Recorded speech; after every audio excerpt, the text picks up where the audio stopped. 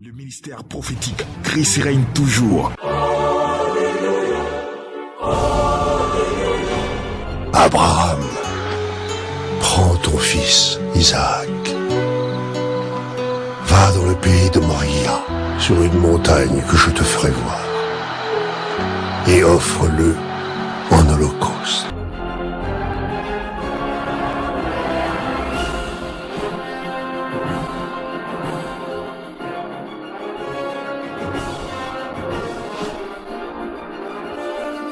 Sois béni dans le Seigneur et bienvenue à notre temps, notre espace, ce dimanche de gloire qu'on appelle Morija. Amen.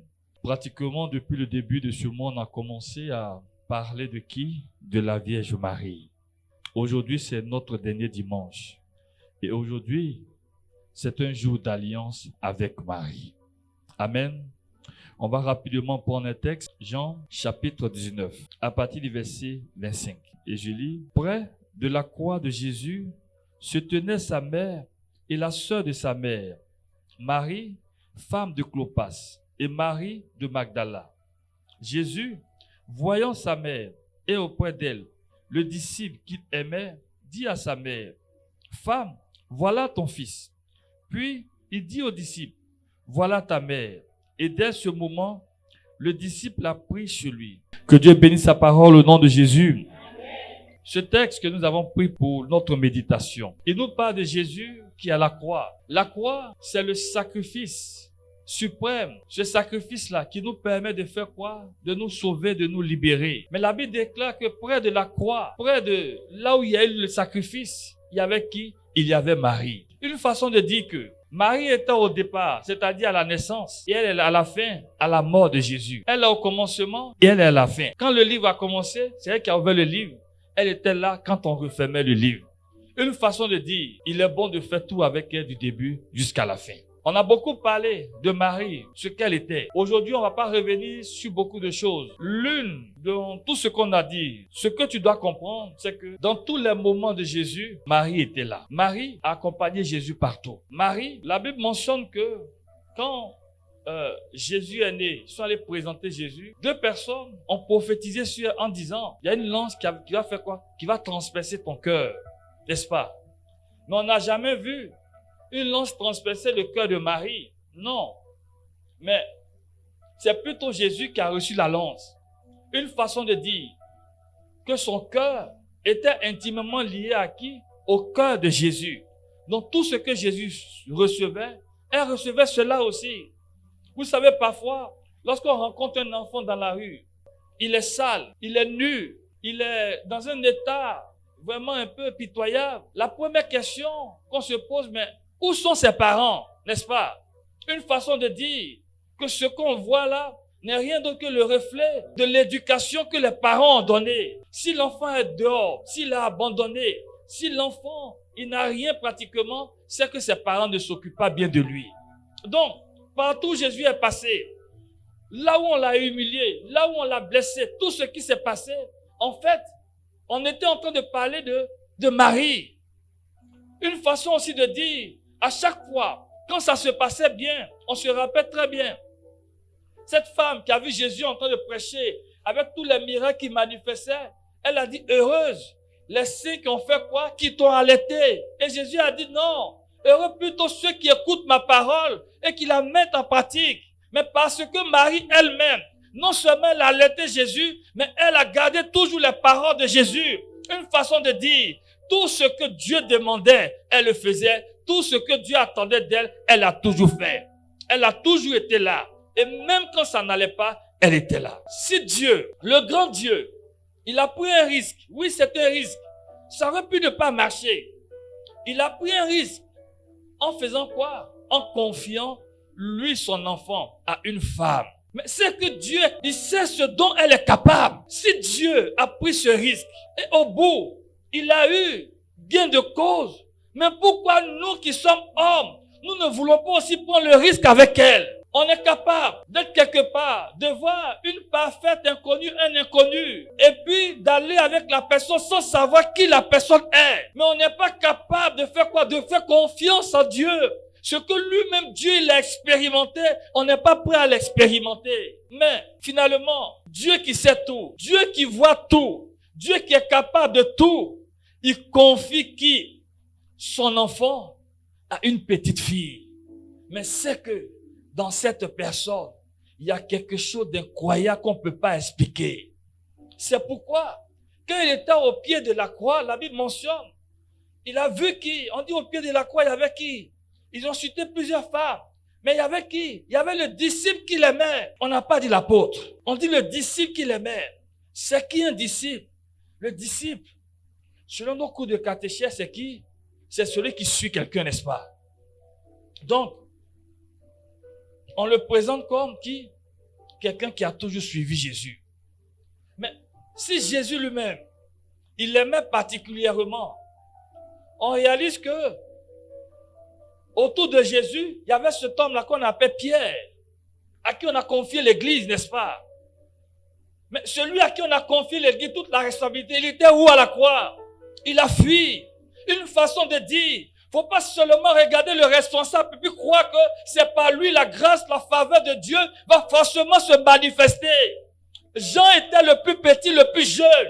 Mais Jésus l'aimait particulièrement pas parce qu'il était bon, mais parce que c'était un enfant. Et lorsqu'il y a un enfant, l'enfant il est prêt à faire tout ce qu'on lui demande. En fait, cet enfant-là, c'est pas parce que il était forcément bien, mais parce que il a décidé de l'aimer. Dieu ne t'aime pas parce que tu es bien. Dieu ne t'aime pas parce que tu fais de bonnes choses. Dieu t'aime parce qu'il t'a créé. Il t'a créé comment? Il t'a créé à son image et à sa ressemblance. Il a pris ce qui est en lui et c'est à partir de là il t'a façonné. C'est pour cela que Dieu fait quoi? Il t'aime. Mais il n'aime pas ce que tu fais. C'est le péché qu'il n'aime pas. Et comme il n'aime pas le péché, il sait que tu es un gros pécheur. Mais c'est pas ce qui l'intéresse. C'est plutôt le salut de ton âme. Comment tu vas être sauvé? Comment tu vas être libéré? Comment ta vie va devenir meilleure devant lui? Comment tu vas gagner ton ciel et ton éternité? C'est ce qui importe d'abord à Dieu. C'est pour cela, il a dit à celui-ci, Jean, tu vois cette femme-là, elle m'a aidé dans tout. Elle était là au départ, tu vois, elle est toujours là, pendant que eux tous ils ont fui. Celle-là, c'est elle qui m'a tout montré. Même quand par moment, je ne savais pas quelle était l'heure où je devais commencer ma mission, c'est elle qui m'a dit, il est l'heure. Quelqu'un me suit? Pendant que personne ne me connaissait, c'est elle qui est venue dire, ils ont un problème, il faut que tu interviennes. En fait, elle sait qui je suis. C'est elle qui a fait quoi? Qui m'a élevé. Quand nous prenons le livre de Luc chapitre 2, Luc chapitre 2, on parle de Jésus qui s'est levé et puis qui était où? Qui était dans le temple déjà, n'est-ce pas? Avec les sages, les scribes, tous ceux qui maîtrisaient les trucs et tout. Il a commencé à leur poser des questions. Ils n'arrivaient pas à répondre à ces questions. Et puis lui-même, il donnait des réponses. Ils étaient fort surpris de ces réponses. Mais Marie n'a pas aimé, n'a pas apprécié. Pourquoi? C'est vrai, tu es appelé à ça. Mais est-ce que c'est le moment? Il ne faudrait pas que tu t'exposes. Elle est venue le tirer et puis elle l'a ramené à la maison. Une façon de dire. Et la Bible déclare que il lui était soumis. Et c'est comme ça qu'il a commencé à grandir en stature, en sagesse, devant Dieu et devant les hommes. Il y a ce que le spirituel fait. On ne peut pas douter de l'esprit, c'est vrai. Mais ce spirituel qui vient, il vient toujours épouser le corps de quelqu'un. Il vient toujours épouser la vie de quelqu'un. Si cette vie, tu n'as pas reçu l'éducation qu'il faut, malgré la présence du spirituel, ça sera compliqué pour toi. Beaucoup de personnes avec onction, avec manifestation de la puissance de Dieu finissent toujours mal. Ce n'est pas un problème d'onction, ce n'est pas un problème d'esprit. C'est d'abord un problème de quoi? D'éducation spirituelle. Et qui devait assurer cette éducation? Il fallait une personne. Qu'est-ce qui fait que l'homme échoue? C'est pas que le Saint-Esprit soit là ou pas. C'est en général le caractère. Pourquoi d'après vous, une femme, malgré sa beauté, malgré tout ce qu'elle a, elle rentre dans un foyer et puis elle en ressort. C'est à cause de quoi? C'est pas à cause de son caractère.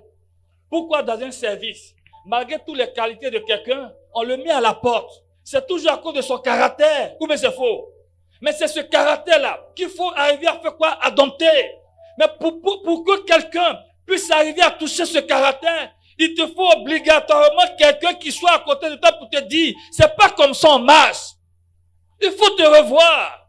Et même l'esprit qui doit venir, quand l'esprit vient, il vient toujours dans un corps qui est comment? Qui est disposé. L'esprit peut venir et puis peut ne jamais se manifester. Beaucoup de vous, vous avez reçu le Saint-Esprit, mais il n'arrive pas à communiquer avec vous. Il n'arrive pas à vous révéler des choses. Pourquoi? Tout simplement parce que ce que vous faites, c'est pas quelque chose qu'il apprécie. Il y a quelque chose qu'il aime.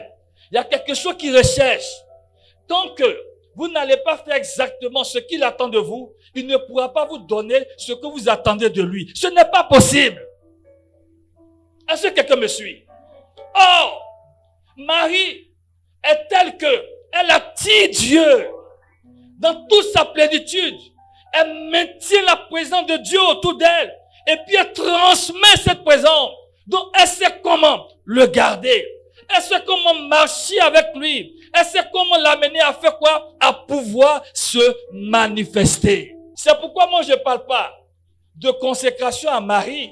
J'aime plutôt dire consécration à Dieu, mais alliance avec Marie. Pourquoi? Parce que la consécration, c'est prendre tout ton être et puis de l'offrir à qui? À Dieu. Mais si tu dis consécration à Marie, c'est comme si Marie elle remplace Dieu. Tu viens donner ta vie à Dieu. Non. Elle veut que toi, tu puisses donner ta vie à Dieu. Mais elle veut mieux t'orienter. Mais elle préfère faire une alliance avec toi pour qu'elle soit toujours là pour te dire voilà comment il faut faire. Et quand Jésus présente Marie, c'est toutes ces choses-là qu'il voit. Il le présente à qui? À Jean. Et puis il dit à Jean, considère-la comme qui? Comme ta mère. Il ne s'agit pas de la prendre. Si tu la prends simplement, oui, la maman de Jésus, elle va pas t'aider comme elle a aidé Jésus. Parce qu'elle n'est pas là pour aider quelqu'un qui n'est pas frère de Jésus. C'est quand tu es frère de Jésus, tu as accepté Jésus-Christ, Seigneur, Sauveur et Messie. Maintenant, elle peut toi aussi t'aider à devenir comme Jésus. Est-ce que quelqu'un me comprend? Je suis en train de te dire, prends le risque. Dans tout ce que tu fais, il faut l'apprendre. L'apprendre comment? Dans ta vie. L'apprendre comment? Dans ton cœur. Considère-la comme ta mère. Beaucoup de personnes, c'est un peu compliqué parce qu'elles n'ont pas connu leur maman. Ils ont eu des relations compliquées, conflictuelles avec leur maman. Mais elle veut prendre cette place-là. Elle veut vraiment t'aider. Elle veut vraiment t'amener à comprendre beaucoup de choses. Des choses que tu ne comprends pas. Des choses que tu ne maîtrises pas. Des choses qui arrivent et tu ne sais pas comment ça vient, comment ça s'en va. Elle peut elle-même t'amener à faire quoi? Les choses qui sont à venir, te préparer par rapport à ça. Je donne un exemple tout simple. Il y a tellement d'exemples dans la Bible qui parlent de comment Marie agit. Par moments, quand Dieu nous parle nos yeux, c'est difficile. Il y avait Isaac. On connaît Isaac, n'est-ce pas? Qui est Isaac? Le fils d'Abraham. Quand Isaac s'est marié, comment s'appelait sa femme? Rebecca. Quand elle était enceinte, il y avait combien d'enfants dans son ventre? Ils étaient 2. La Bible déclare, on me suit, les 2 étaient dans le ventre et ne sont pas encore sortis. On dit il y a un Dieu à Dieu choisi. En fait, Dieu ne te choisit pas parce que tu es bien. Dieu te choisit parce que avant ta naissance, il a déjà un plan pour toi. Dis Amen. C'est pour cela qu'il t'a choisi. Donc, ce n'est pas de ta faute. Les gens veulent, ils sont d'accord, ils ne sont pas d'accord. Dieu t'a déjà choisi. Maintenant, les 2 enfants sortent. Il y a quelqu'un qui travaille bien. Il est dégourdi. C'est un gouilleur. C'est quelqu'un qui se bat. C'est qui? C'est Esaü. Lui, qui l'apprécie? Son papa. Pourquoi son papa l'apprécie? Mais parce qu'il travaille beaucoup, il est bien. Mais l'autre, il est comment? C'est un paresseux. C'est un fainéant. Il est toujours dans les jupons de sa maman, en train de faire bébé gâté. On me suit. Mais lui, qui le préfère? Sa maman. Pourquoi? Sa maman ne le préfère pas parce qu'il est mauvais. Sa maman le préfère parce que Dieu a dit que c'est lui que tu dois choisir. Comme toi, tu n'es pas forcément la meilleure. Tu n'es pas forcément le meilleur. Mais Dieu a préparé ce qui est meilleur pour toi. Et elle, son rôle, elle est là pour t'équilibrer, pour te dire comment tu dois marcher. Lorsque le Père a décidé de donner la bénédiction, faut jamais l'oublier. C'est la bénédiction de Dieu qui enrichit. Quand Dieu te bénit, les gens, peu importe ce qu'ils vont faire, ça va rien changer. Tu peux ne pas avoir 5 francs, mais avec la bénédiction, tu vas attirer tous les trésors qui sont dans le monde. Pourquoi? Parce que la faveur de Dieu est sur ta vie. Son père voulait donner la bénédiction. Qui était au courant? Comment elle a fait? Comment elle a su? Mais parce qu'elle dort avec lui. Elle est dans son intimité. Et Marie est toujours dans l'intimité de Dieu. Ce que Dieu prépare, ce que Dieu veut faire, elle est toujours au courant. Donc elle peut faire quoi? Se dépêcher, venir vers ses enfants. Préparez-vous. Il y a une grâce de Dieu qui est en train de venir. Pendant que d'autres, ils vont prendre des temps de 40 jours. Ils vont aller se promener, aller par-ci, par-là. Toi, tu t'assois. Elle te dit seulement, assois-toi à mes pieds. Fais ton chapelet. Fais ceci, fais cela. Et toi, tu rêves toute la bénédiction de Dieu. Marie, avec elle, tu as le secret de Dieu. C'est pourquoi tous les grands saints, je dis bien tous les grands saints de l'église catholique, ils avaient tous une dévotion avec elle. Il n'y a pas un saint, tu vas le voir, et puis il a négligé, ça n'existe pas. Elle est venue dire quoi? Va prendre un petit cabri là-bas. Amène-le. L'autre, son papa lui dit, va me chasser. C'est-à-dire, va te promener, et puis trouve un bon gibier. Quand tu vas le trouver, viens. Et puis prépare-le comme moi je l'aime. Et puis quand mon âme sera dans la joie, je vais te donner la bénédiction. Mais l'autre, on lui dit, non, faut pas aller chercher gibier qu'au loin. Faut chercher ce qui est tout près. En fait, Marie prend ce qui est dans ta vie, ce qui est normal, ce qui est habituel, et puis elle transforme ça en quelque chose de meilleur devant Dieu. Qui a préparé? C'est elle-même qui a préparé. Mais elle sait ce qu'elle va mettre dans la sauce, et puis lui va aimer, ou bien c'est faux. Marie est là pour donner de la saveur à ta vie. Marie est là pour mettre le grain de sel qui manque pour que ta vie soit une vie vraiment épanouie. Une vie vraiment qui va refléter la gloire et la splendeur de Dieu. L'autre dit, mais mon frère là, il est velu. Moi, je n'ai pas de poils. On va faire comment? Faut pas regarder ça. Faut prendre des animaux, mettre les trucs sur toi. Mais il va savoir, toi, tu as quel problème? S'il sait, s'il y a problème, moi, Marie, moi, Rebecca, je vais gérer. Son papa même le touche. Il dit, ta voix là, ça ressemble au petit voleur là. Ta voix là, ça ressemble au petit brigand là. Ta voix là, ressemble au gars qui n'est pas bien, qui fait les bêtises là. Bon, viens, il va te toucher. Il le touche, et puis Marie a tellement préparé la personne. Donc elle le touche. Personne sait que c'est qui? Que c'est Esaü. Esaü c'est qui? Esaü c'est Jésus. Quand Marie te prépare, quand Dieu met sa main sur toi, il a l'impression de voir son premier fils. C'est pour cela, je te dis, il faut que tu prennes Marie avec toi. Partout où tu vas passer, les gens pensent que c'est de l'amusement. Non, c'est parce que tu l'as pas vraiment expérimenté. Aujourd'hui, on est dans une société où on se laisse facilement influencer. C'est pourquoi il y a des gens qui se donnent le titre de quoi? Influenceurs. Ça veut dire que eux, tu veux faire quelque chose, ils sont capables de dire ça c'est pas bon. Et puis tu vas changer. C'est ce qu'on appelle influencer quelqu'un. Nous sommes dans une société de quoi? De consommation. Tu n'as pas faim, on va t'amener à avoir faim. Tu ne veux pas quelque chose, on va t'amener à avoir besoin de la chose. Mais ce qui est essentiel pour ta vie, pour ton âme, pour ton esprit, qui va te permettre de vivre, Marie est là pour t'aider à posséder cela. Prends Marie avec toi. Essaie d'avoir une vraie relation d'enfant à mère avec elle. On a l'impression que c'est simple, c'est amusement, mais c'est parce que tu n'as jamais essayé. Moi, le jour, elle m'a dit, c'est elle qui est ma maman, je ne me fatigue pas. Peut-être parce que ma relation avec ma maman est plus facile que la relation avec mon papa. De tout petit, mon papa, c'est quelqu'un qui n'est pas simple. Il est compliqué à vivre. Lui-même, il est en forme.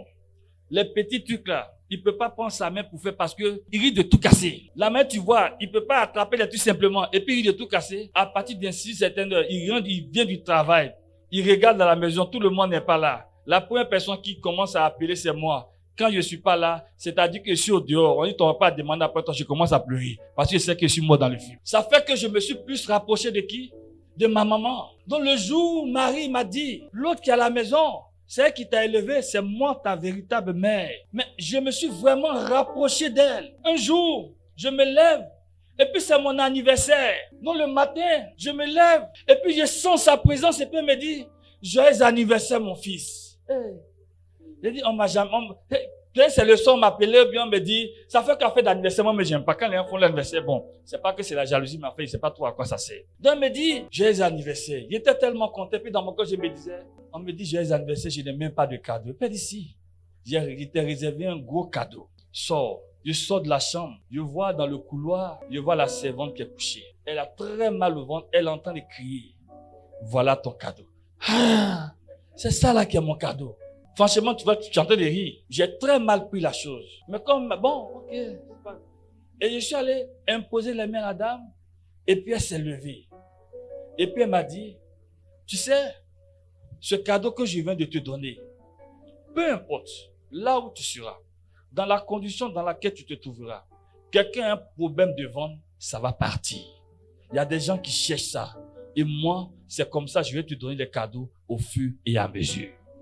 Donc, il y a des choses, tu n'as même pas besoin d'aller demander, puis tu cours pas après ça. C'est simple, c'est facile. Au début, quand on faisait la délivrance, on était plusieurs frères. Il a dit, on prend une personne, on va crier, on va chasser quelqu'un, s'asseoir. Je me suis levé, je suis allé devant elle.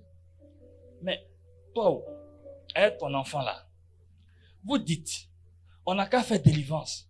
Mais délivrance ça, c'est que on va chasser des démons jusqu'à, on ne sait même pas quand il va, on ne sait pas quand il va pas. En fait, on est là, puis, donc, comment ça se passe? Elle m'a dit, assois-toi. J'ai fait 2 ou 3 chapelets. Et les autres frères tentent de continuer les chapelets, hein, et la délivrance. Les gars criaient, sors, sors, sors, sors. Donc elle m'a dit, elle m'a posé une simple question. Pourquoi tu fais la délivrance?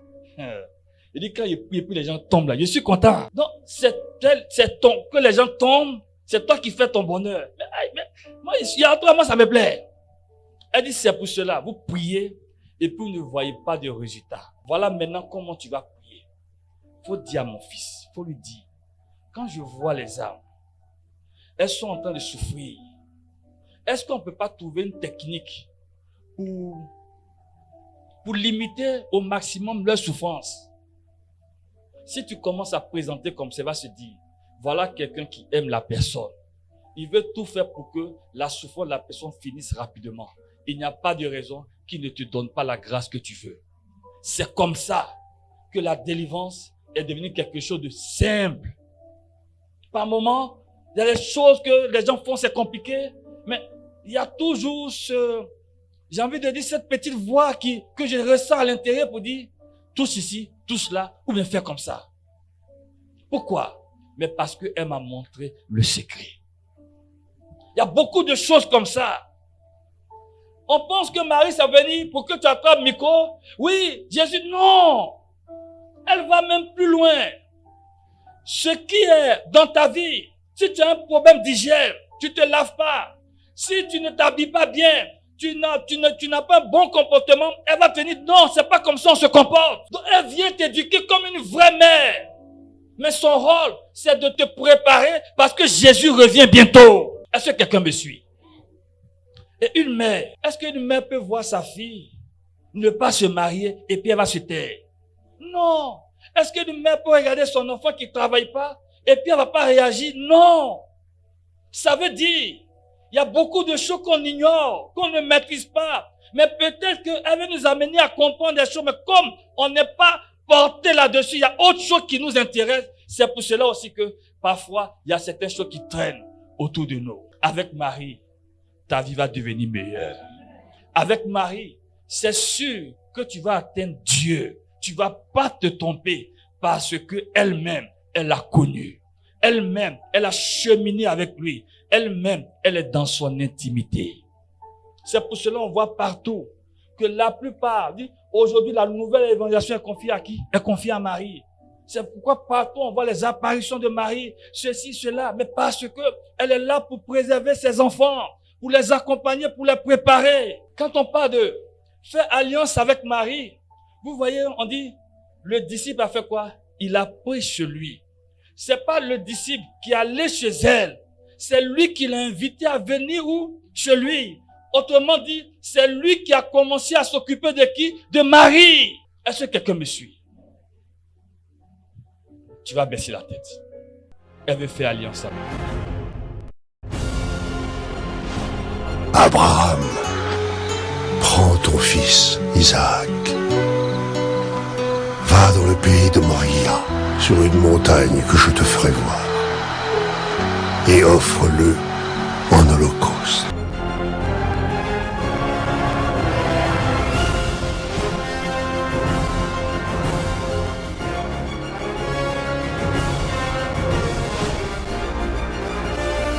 Le ministère prophétique Christ règne toujours.